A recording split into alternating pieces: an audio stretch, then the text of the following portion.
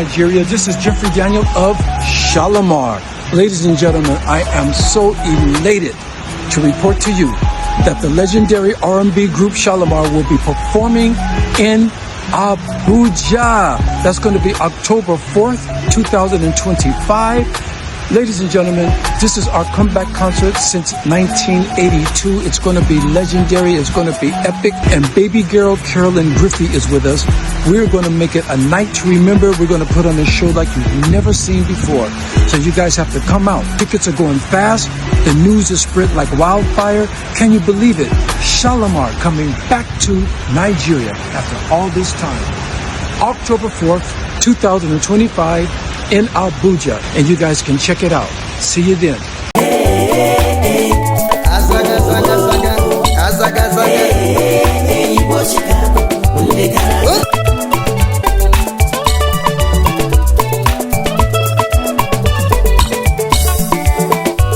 Kaikene Fred Wanko Ezudo Ezi Mwafosi Ajalebia Publisher African Lifestyle Magazine, Chicago.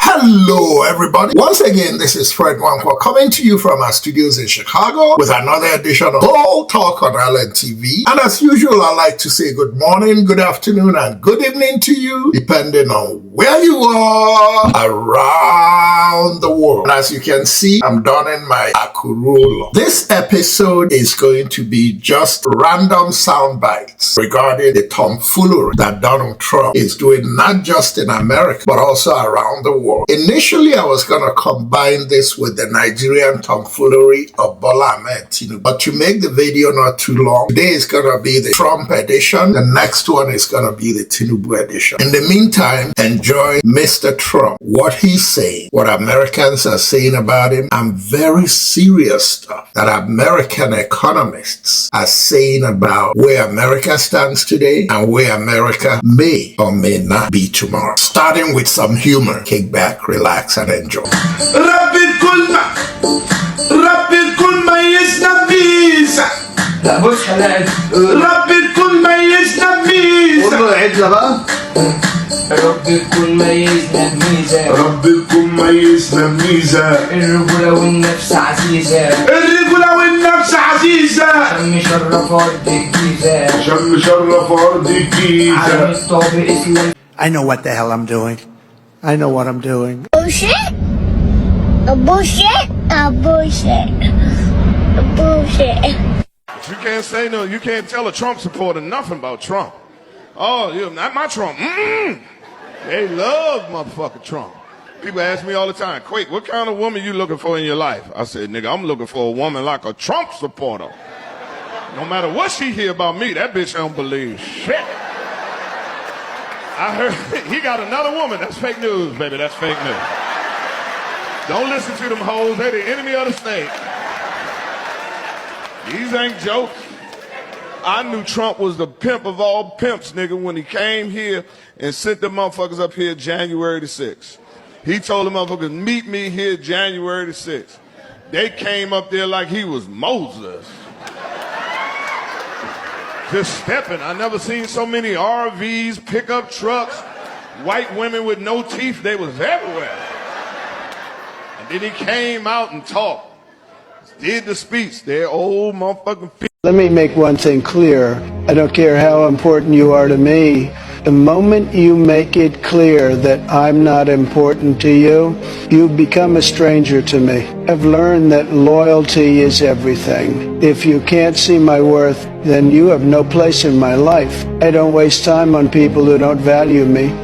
After imposing tariffs on Mexico and Canada on Tuesday, President Trump reversed them on Thursday. It's a cunning political tactic experts call bipolar disorder.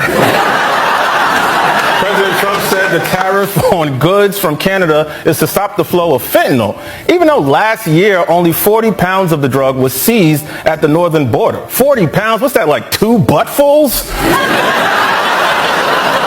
It's like 2 buttfuls. I thought it was smart. Experts say that President Trump's tariffs will raise the cost of a new car by as much as $12,000. Or you can get a free Tesla since people are throwing them away. Georgia Representative and cocaine bear Marjorie Taylor Greene tweeted, "The country needs a national divorce," which makes sense because she is the most divorced-looking woman I have ever seen. All right, Mr. President, your annual exam is almost complete. We just have one more thing to do, and that is your prostate exam. I know you've done this before, so if you could just turn around and just try to relax. Think of something pleasant, okay? There you go. Okay.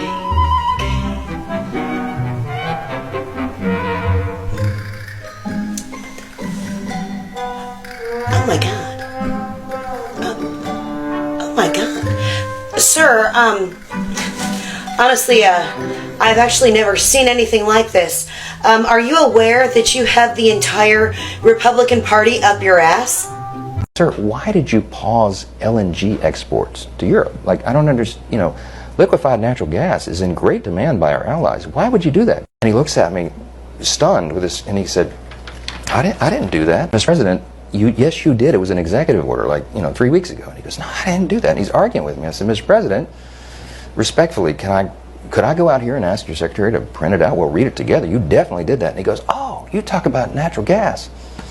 Yes, sir. He said, no, you misunderstand. He said, what I did is I signed this thing we're gonna conduct a study on the effects of LNG.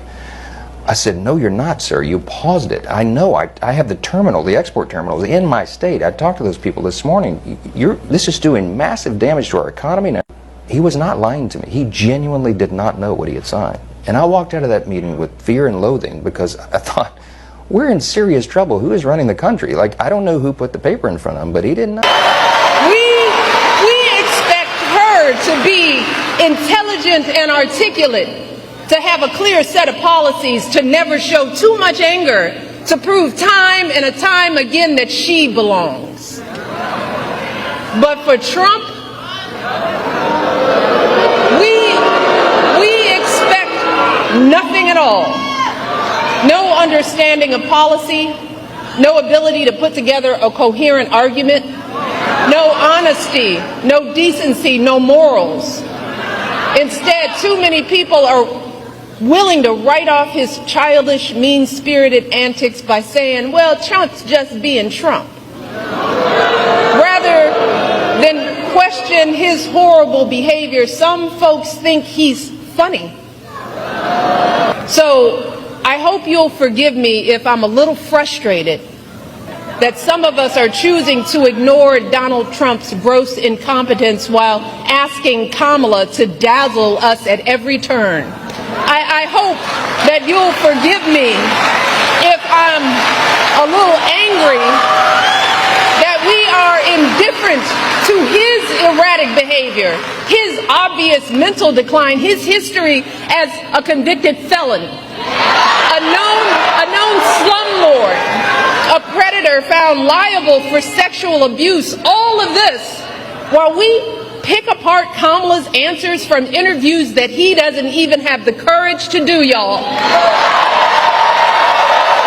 Now to the serious stuff. Do you remember the Roman Empire, the British Empire, all the great empires that have come and gone? Do you remember how they peaked and how the downfall started? Even though we started out with humor, and I hope I didn't take too much of your time with it, but I wanted to because many of you need some distraction to really get into serious stuff. But in the next segment, you're going to see American economists, renowned economists, talking about how the American empire is getting ready to crumble. They will talk about how it peaked and how indicators are showing that we're coming to the end of an era. And isn't it funny that it took the election of a man who wants to make America great again to make America ordinary again? Kick back, relax, take a look at this. The American empire is over. We're done. We peaked about 12, 15 years ago, and we are on a down. And it's very hard for the American people, which I understand. I am one. It's hard to get your head around that. We've had a century of on the way up, which is a lot more fun than on the way down. But it does happen to every empire. We're only the latest. Look at the British, how far they've fallen. We're in that process. So the problem with the trickle down is, yeah, there might be more jobs, but they're going to be created in China. They're going to be created in Brazil. They're going to be created in India. They're not created here. Our government debt is now trillions of dollars greater than our annual output. That was not the case in the 20th century. It is the case now. If you take the United States together with the other G7 countries, that used to be the dominant bloc of the world, right? The United States, let's just enumerate them so everybody knows. Canada, Japan, Germany, France, Italy, and Britain, okay? The G7, the world. I'm going to add up all the GDP, gross domestic product, total output of goods and services of all of those 7 countries, U.S. and its major allies. And now I'm going to compare it to the gross added up GDPs of China and its allies, known now as the BRICS. Okay. You add up the United States, about 28% of world output. You add up China and the BRICS, it's 35% of the world output. We aren't the wealthiest bloc in the world. We're number 2. And that's new. And that changes everything. Every country in Asia, Africa, Latin America, trying to figure out who to go to borrow money from, who to go to cut a deal with, who to go to sell your exports, who to go to invest in your railroads. You know where they used to go? Washington, London, Paris, of course. Now they go there.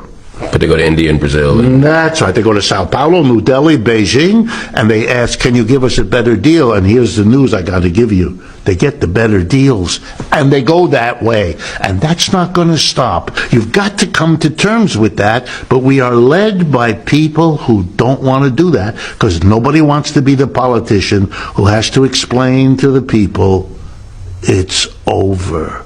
July 4th, 2026, America's 250th birthday. The prophecy hidden in plain sight. Empires don't announce their collapse. They reach the point of no return in silence. The pattern transcends culture, geography, technology. Rome, 244 years from republic to empire. Ottoman, 250 years from rise to peak. Britain, 251 years from empire to dissolution. The mathematical precision defies coincidence.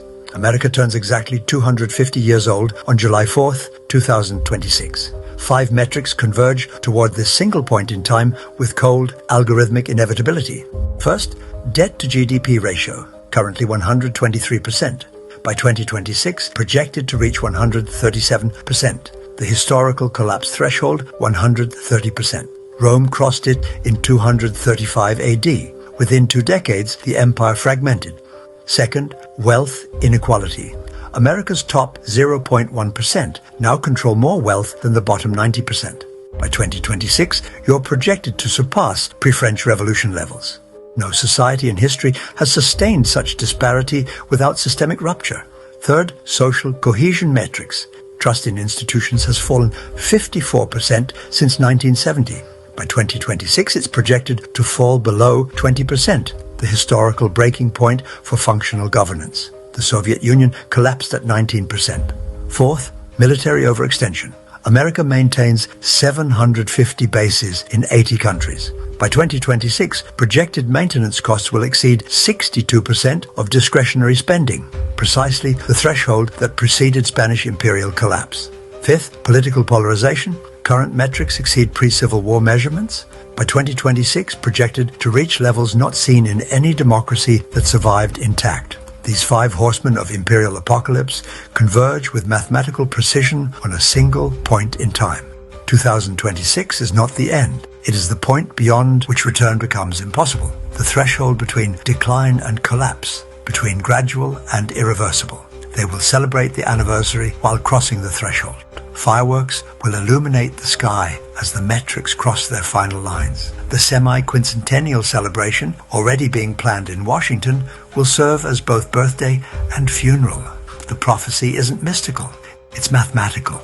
It isn't supernatural, it's historical. It isn't just probable, it's inevitable. Wow, it isn't just probable, it's inevitable. As a Nigerian American living in America and a Nigerian more or less in exile from Nigeria, I take these things with mixed emotions. Be it Bola Ahmed Tinubu and his cronies destroying Nigeria, or Donald Trump, the clueless Superman, writing the eulogy for America. It's sad. When I describe us Nigerians living in America, I say that we're caught between a rock and a hard place. We're damned if we do, we're damned if we don't. The country we revere so much, the beautiful America, is now in the hands of the most clueless group that ever ruled it. And in Nigeria, a place we take so much pride in our ethics, our morals, and more importantly, our classroom intelligence, churning out smart people all over the world. We now have a country that is ruled by an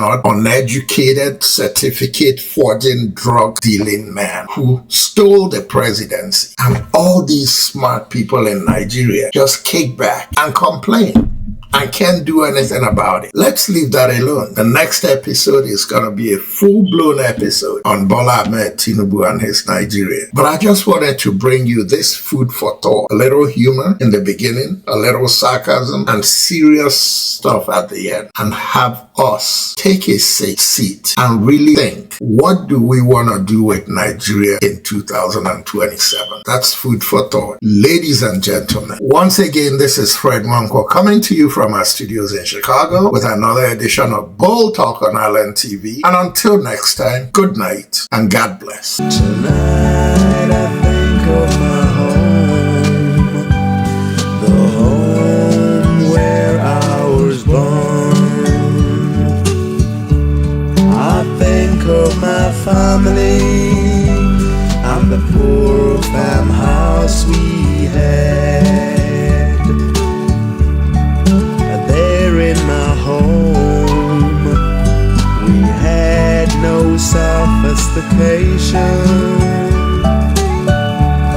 We had no timepiece, the cockcrow and the sun, all we had.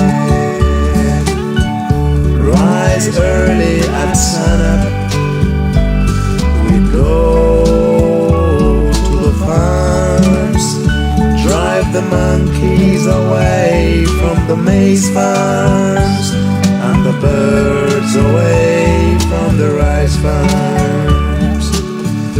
Come back home at sundown,